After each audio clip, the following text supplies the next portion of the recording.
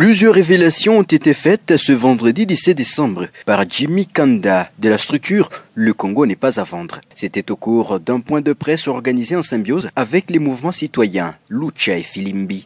Et ça montre également les intentions de ceux-là qui sont venus faire affaire ici, qui ne sont pas prêts à pouvoir compétir dans le même règle que tout le monde. Celui qui use de la corruption, c'est-à-dire il ne veut pas respecter les règles ou bien il veut tirer bénéfice ou avantage par rapport à un positionnement quelconque. Et aujourd'hui, lorsqu'on regarde les résultats, parce qu'aujourd'hui, on parle également des résultats Sicomine. Quels sont les résultats que nous avons aujourd'hui? C'est que le projet Sicomine est un fiasco.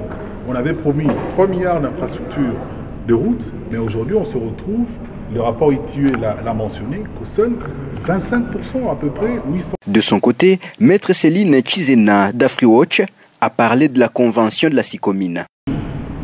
Et donc AfriWatch a publié un rapport intitulé Convention de la sino-congolaise de mines qui perturbe entre l'État congolais et la Chine. On a eu à faire une évaluation de l'exécution de ces obligations des parties à la convention qui avait été signée en 2008. Peut-être pour la petite histoire, c'est qu'il y a eu un accord de coopération qui avait été financé par Exim, signé en 2008 entre la République démocratique du Congo et le groupement des entreprises chinoises, donc Crève et Sino-Hydro. Du Cambouis, militant de la Lucha, s'est apaisanti sur le projet du barrage hydroélectrique de Boussanga. Aujourd'hui, nous sommes revenus sur les rapports publiés du World DAP, mais notamment sur la question du contrat du siècle, sino-congolais, infrastructure contre les minerais. Et nous avons démontré en quoi est-ce que ce contrat n'a pas profité à la population. Il a profité à des individus proches de l'ancien régime Kabila.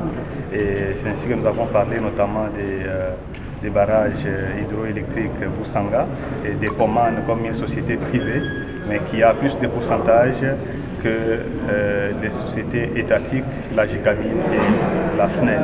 10% pour les sociétés congolaises et 15% pour une société privée. Enfin, Bienvenue Matanda a fait quelques recommandations à la justice congolaise, mais également au gouvernement congolais pour voir le secteur minier bénéficier aux populations congolaises. Toutes les personnes impliquées dans ces scandales hors normes, y compris Moïse Ikanga, Guy Loando et Zoé Kabila, devraient être suspendus immédiatement de leurs fonctions officielles, en attendant que la justice, bien sûr, fasse la lumière sur toutes ces révélations.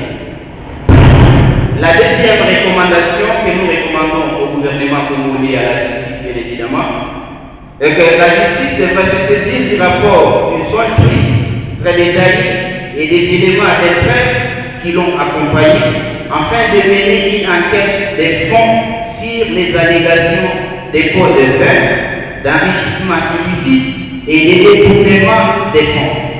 Elle devrait punir toute personne, tant étrangère que congolaise, qui s'est alliée à des crimes financiers.